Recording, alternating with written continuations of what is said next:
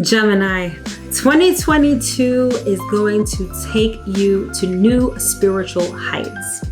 Many of you have already been on a spiritual journey. Others of you are going to begin this year. But truth be told, by the end of 2022, your life is going to be much different. Probably in a good way. If you want to know more, keep watching and I'll explain all about it.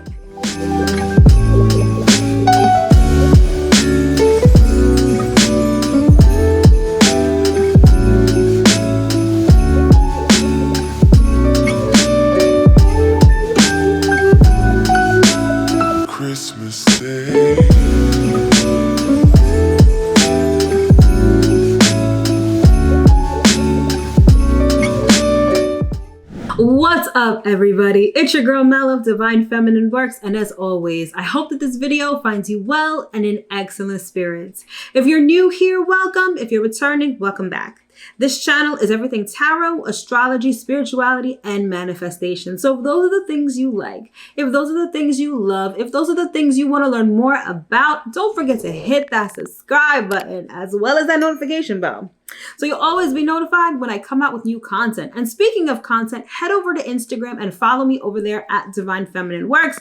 Every day, I've got a whole bunch of content on tarot, astrology, spirituality, and manifestation. All right, so head over there and follow me. All right, so I am so excited to be bringing you this video because this is the video of the year. If you haven't watched any of my other videos, this is the one you definitely want to watch. Actually, this series, because I'm going to be breaking it down by sign, okay? But this is the 2022 astrology forecast. One of my favorite phrases is when you know better, you do better. And if you know what's coming ahead in the coming year, rest assured you're going to be prepared and you're going to know exactly what to do. All right. So without further ado, let's get into it.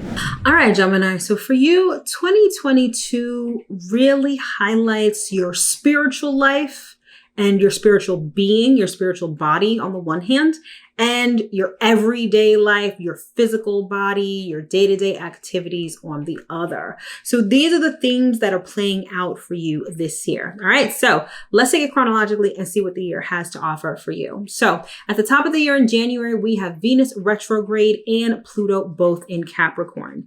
And this is highlighting your 8th house. Now the 8th house covers resources, particularly shared resources. So if you have a partner, it would be their money. It would be money from a bank. It would be insurance policies, taxes, all of those things. And so Venus being a planet governed or not governed by, or that governs money, with Venus retrograde, you may be thinking about what's important to you financially. Maybe there's an issue with your partner's money that needs review or that needs reassessment. Perhaps someone wants to invest in you, or maybe you're coming together with a business partner to form some kind of venture and there's financing that's involved. All of these things are going to be up for review when Venus goes retrograde in Capricorn. Now, the 8th house also covers intimacy. So at that time, you may be also rethinking or reevaluating the intimacy that you share with a partner or the lack thereof. So Venus retrograde is definitely a time of non-action. It's really a time of thinking and reflecting. And at the top of the year, that's exactly what you're going to be doing. And it's going to highlight your 8th house. Moving right along, in April, we have a partial solar eclipse in the sign of Taurus, and this is going down in your 12th house of solitude and spirituality. So solar eclipses are all about new beginnings because it's at the new moon lunar phase. And so at that time, this is going to be like a spiritual awakening for you. It's also going to signify a time of healing. Now, the 12th house covers the unknown and the unseen. So a lot of what goes on around the eclipse, you're not actually going to be privy to. It's like a lot of stuff is going on behind the scenes that you just don't know about. This could be the universe shifting things. If we're talking about a solar eclipse, this is going to be eclipsing things into your life. So things may be, think of like DNA downloads, things of that nature happening on a very subconscious level that you're not privy to. This is also healing happening that you're not privy to also. So it's a very sort of spiritual, ethereal sort of eclipse for you. Moving right along, we get to May, and Jupiter is going to enter Aries, and this is going to highlight your 11th house of friendship, goals, and gains. Now, Jupiter is going to remain in Aries between May and October. So for that amount of time, it's going to be very auspicious for you. You're going to want to put a gold star around this time because Jupiter in your 11th house is wishes come true. This is where you get sprinkled with blessings and you get gains. So this is money. This is good fortune. This is abundance. And it may not just come in the form of money. It may come in the form of relationships, associations, something that you've really been wanting for a long time, finally coming to fruition. So May through October is going to be really clutch for you, Gemini. So keep an eye out for what you gain around that time. Also in May, we have a total lunar eclipse in the sign of Scorpio, and this is going down in your 6th house. Now, I said before, with the solar eclipse in April going down in your 12th house, this lunar eclipse is going to be going down in your 6th house. So at that time, there's going to be something happening in your everyday life with respect to your daily responsibilities or with respect to your health that becomes highlighted. And it's going to be important for you to integrate all of the new spirituality and the new ethereal things that happened at the solar eclipse. You're going to want to integrate that into your daily life and daily routine at that lunar eclipse. There may be a health issue that comes to the surface that needs to be addressed. So at that time, you're going to want to use your intuition. If your intuition is sort of letting you know something about your work, about your coworkers, about your health, you're definitely going to want to listen to your intuition at that time. It's basically bringing your ethereal body into your physical body.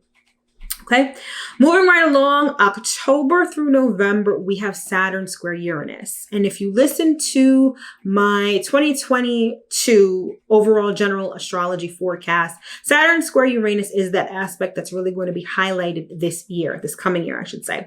And for you, it's going to highlight your 9th house and your 12th house. Now, this aspect is really, it's the conflict between boundaries and structure on the one hand and freedom on the other. And with you, the 9th house really governs our spirituality. It governs our higher education and governs things like law, philosophy, religion. So it's really about the structure that you've had or the structure that you currently have with respect to your spirituality or your higher education is going to be in conflict with sort of this new information that you're downloading on a very subconscious level. Remember, the 12th house is all about your spirituality. It's all about the unseen and the unknown. And with Uranus in that house, that is being shaken up. So you're getting DNA downloads, you're learning things on a very ethereal sort of level. And that is going to be in conflict and in contrast to the structures that you have when it comes to things like religion, philosophy, and things like that. So between October and November, you're going to feel this sort of tension between what you know and what you're learning on a spiritual level. All right. Also in October, we have a partial solar eclipse going down in your 6th house of Scorpio. So like I said before, we had the partial solar eclipse in your 12th house in Taurus in April. At that time, you were getting this spiritual awakening and this healing. Then at the total lunar eclipse in May, that was when you sort of had to take that esoteric knowledge and bring it down to earth into your real life. And now that you've done that at this partial solar eclipse in October, that's when you're going to start integrating this newfound spirituality into your everyday life. It may also be now you're sort of healed from whatever physical ailments that you may have. And now you're starting to move differently now that you're healed and you no longer are sick or have some sort of dis-ease in your body. Okay. Also in October, we have Mercury. We have Mars retrograde in Gemini for the rest of the year. And so for you, this is going down in your 1st house, right? And so Mars is a planet of action. That's when we want to take action. We want to start something new, be enterprising, and be bold. When Mars is retrograde, we are less motivated. We have less energy. It's really a time of contemplation, reflection, reevaluation. You know, any retrograde is all about the re's. Okay. And so being that this is in your 1st house, this is going to be taking an inward look at yourself, either physically or mentally, or sort of your attitude, right? And some, with this energy of Mars retrograde, which will occur from October to the end of the year, you're really going to sort of sit down, get a little more quiet, and really think about the things that you want to begin, or the things that you want to be, not even want to be motivated about, but the things that motivate you. And when Mars goes direct in January of 2023, that is going to be the time for you to take action on those personal goals, on those body goals, on those thoughts and ideas that you've sort of cultivated while Mars was retrograde. All right.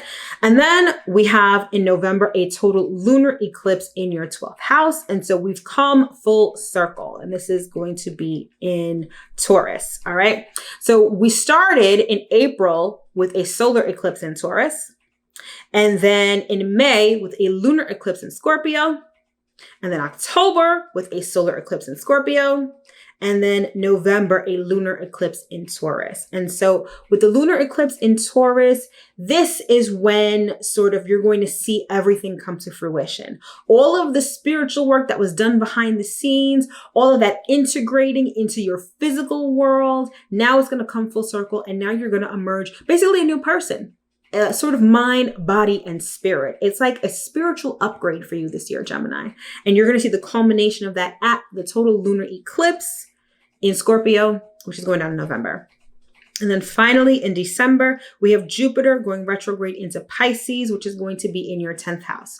Remember I said between May and October, right? Jupiter was in Aries, and that's when you have gains, right? That same Jupiter energy is going to transit back into your house of career and public life. And that's when you're going to see things sort of expand in your career and in your public life. Even though Jupiter is going to be retrograde, it's still going to have some of that positivity and expansion energy, just not on the same level. Okay. So you're going to see that happen to your public life. And with Neptune also in Pisces, Jupiter is going to conjoin Neptune in the sign of Pisces in your 10th house in December. There's going to be a very ethereal sort of healing and spiritual element to this as well. So Gemini, 2022 is really a spiritual year for you, for better or for worse. This may be the first time where you're going to be addressing your spiritual side, or this may be a continuation of your spiritual ascension and the spiritual work you've been doing, since the past. But whatever it is, by the end of 2022, you guys are going to be elevated in a way that not only addresses your spiritual body, but your physical body as well. So it's going to be a great year for you, Gemini. All right, my loves, that has been the Astro Forecast for 2022. I sincerely hope that you were able to glean some information that may be helpful to you in the coming year. As always, it is my pleasure and a privilege to be bringing this information to you. I wish you nothing but the best. I mean, the absolute best for 2022. This is going to be a year to remember, and I sincerely hope that it brings you everything that your heart truly desires. Thank you so much for watching. Don't forget to like, comment, share, and subscribe, and I will see you guys next year. Take care.